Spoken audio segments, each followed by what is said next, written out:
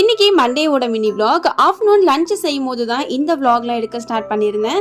இன்னைக்கு ஹஸ்பண்டும் வீட்டில் தான் இருந்தாங்க அப்படிங்கிறதுனால லஞ்ச் இன்னைக்கு கொஞ்சம் பொறுமையாகவே செய்யலான்னு சொல்லிட்டு இந்த வீக்குக்கு தேவைப்படுற இஞ்சி பூண்டு பேஸ்டெல்லாம் வீட்டில் இல்லை.